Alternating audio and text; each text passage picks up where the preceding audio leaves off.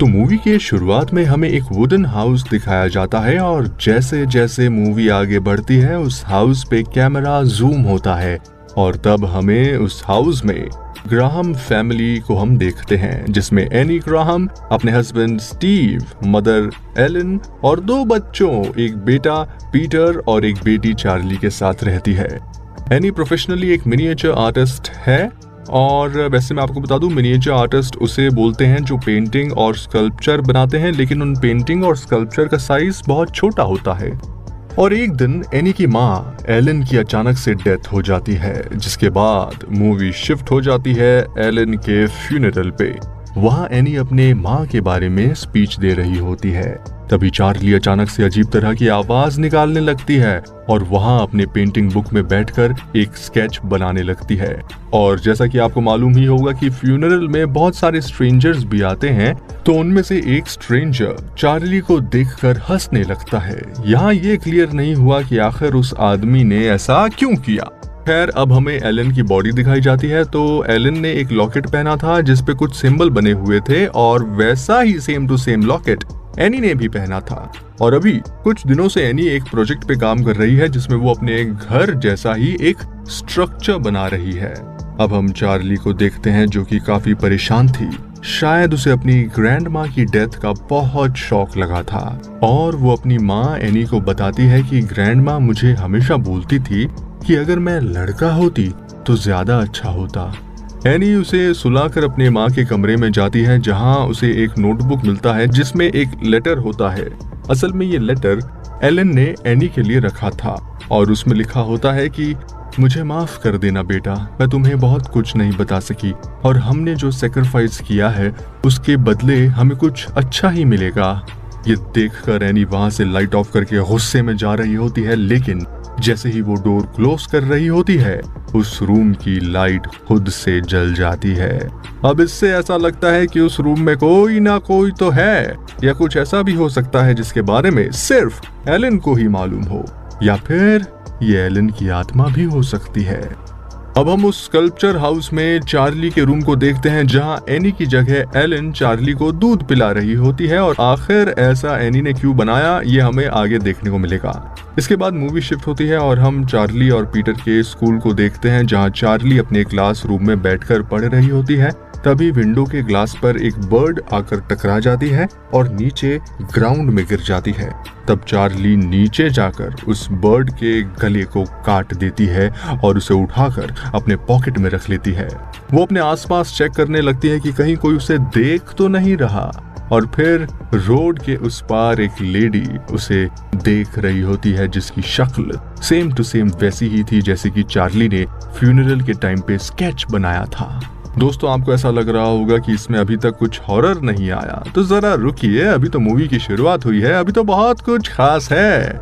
अब मूवी में हम स्टीव को देखते हैं और उसे कॉल आता है ग्रेवयार्ड से, मतलब मुर्दा घर से, कि वहाँ एलन की बॉडी नहीं है, उसे कोई ले गया है।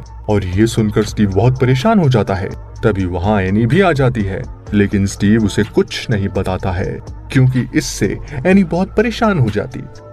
और हम अब देखते हैं कि एनी काउंसलिंग सेशन भी ले रही है, लेकिन इस बात का उसके घर में किसी को कुछ नहीं पता होता है। और वहाँ वो अपने सेशन के दौरान ये बताती है कि उसके घर में सब लोग मेंटल इलनेस से परेशान है और साथ में वो सबको ये भी बताती है कि उसकी माँ यानी एलन बहुत अजीब अजीब हरकत करती थी और अपने बेटे के अंदर इविल स्पिरिट को भी डालना चाहती थी, जिसकी वजह से उसका बेटा यानी एनी के भाई की भी डेथ हो गई थी।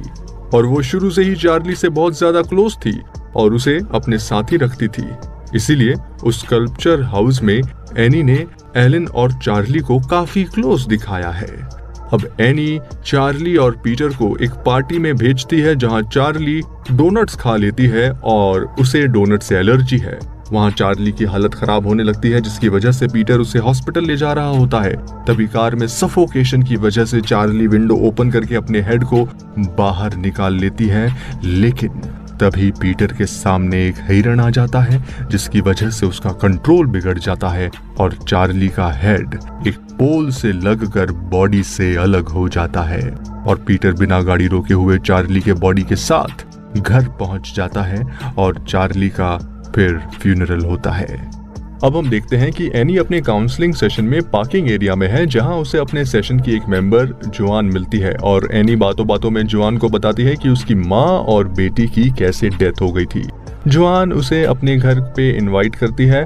अब हम जोआन के घर को देखते हैं, जहां एनी उससे बताती है कि उसे नींद में चलने की बीमारी है और एक दिन तो ऐसा हुआ कि जब वो नींद में चल रही थी तो उसने अपने बेटे और बेटी पर थिनर डालकर उन्हें जलाने ही वाली थी, इसीलिए उसके रिलेशन अपने बच्चों के साथ अच्छे नहीं हैं।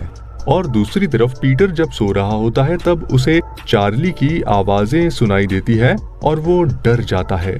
उसके बाद पीटर और एनी की बहस हो जाती है और पीटर ये बोल देता है कि एनी की वजह से ही चार्ली की मौत हो गई है। अगले दिन एनी जोआन से मिलती है और जोआन उसे बताती है कि उसे मरे हुए आदमी से बात करने का रिचुअल आता है और फिर एनी अपने फैमिली में सबको ये रिचुअल्स करने के लिए मना लेती है, जिसके बाद ये लोग रिचुअल स्टार्ट करते हैं और फिर कुछ समय के बाद एनी चार्ली की आवाज में बोलने लगती है। तो ये देखकर स्टीव उसके फेस पे पानी फेंककर उसे वापस होश में लाता है।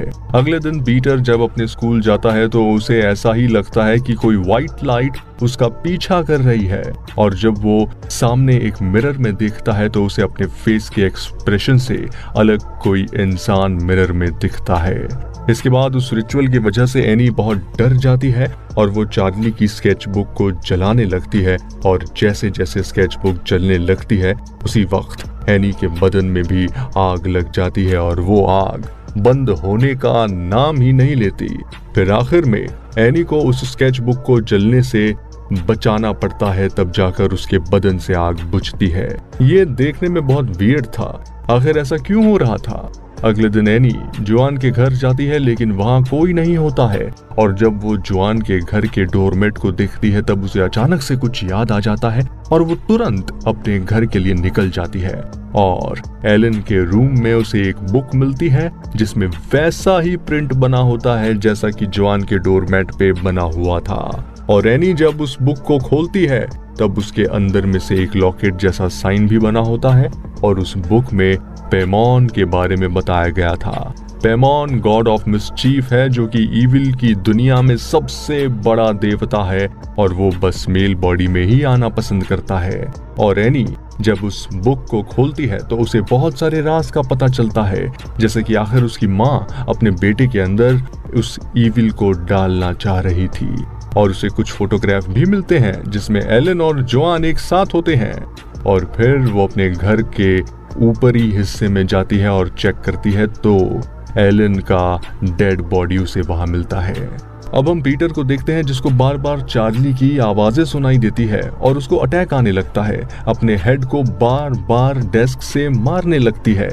इसके बाद स्टीव अपने बेटे को उसी हालत में घर ले आता है और वहां एनी उसे बताती है कि एलन की बॉडी घर के ऊपरी हिस्से में है और हमें चार्ली के स्केच बुक को जलाना होगा, तब जाकर चीजें नॉर्मल होगी। ये सब बातें स्टीव को बहुत वियर्ड लगती है और वो पुलिस को बुलाने का सोचता है और फिर वो स्केच बुक को जलाने लगती है और जैसे ही वो जलने लगती है उसके साथ साथ स्टीव को भी आग लग जाती है और वो वहीं जलकर मर जाता है। एनी ये देखकर पागल हो जाती है और अपने सर को जोर जोर से मारने लगती है। अब पीटर को होश आ जाता है और वो देखता है कि उसके बाप की डेड बॉडी जले हुए हालत में है, लेकिन अचानक से एनी पीटर पर हमला कर देती है और पीटर अपनी जान बचाते हुए घर के ऊपरी हिस्से में छुप जाता है और वहां उसके बदन पर ब्लड के ड्रॉप गिरने लगते हैं और जब वो ऊपर देखता है तो एनी खुद के गले को काट रही होती है और उसके सामने कुछ नेकेड लोग खड़े होते हैं और वो ये देखकर वहां के विंडो से बाहर कूद जाता है और एक व्हाइट लाइट उसके बॉडी में एंटर कर जाती है, जिसके बाद वो देखता है कि एनी का सर कटा बॉडी ट्री हाउस में जा रही है। तो वो उसका पीछा करते हुए उस ट्री हाउस में जाता है। वहां चार्ली का सर भी कटा हुआ टंग रहा होता है और वहां कुछ लोग नेकेड हालत में पीटर के सामने सर झुका कर बैठते हैं और वहां जोआन आकर पीटर को क्राउन पहनाती है और बोलती है कि चार्ली पायमॉन, हमने आपकी बॉडी एक हेल्दी मेल बॉडी में एंटर कर दी है। अब हम लोगों को आप अपना आशीर्वाद दें और हमें इस रास्ते में आगे बढ़ने की शक्ति दें। और यही दोस्तों मूवी खत्म हो जाती है। आई होप आपको मेरी ये एक्सप्लेनेशन पसंद आई होगी। तो जाने से पहले चैनल को सब्सक्राइब कर लीजिए और बेल आइकन को दबाना मत भूलिएगा, ताकि आपसे हमारा कोई भी वीडियो मिस ना हो जाए। मेरे साथ जुड़ने के लिए बहुत बहुत शुक्रिया। मैं एक और मूवी के एक्सप्लेनेशन के साथ हाजिर होऊंगा। तब तक मुझे दीजिए इजाजत। Bye bye.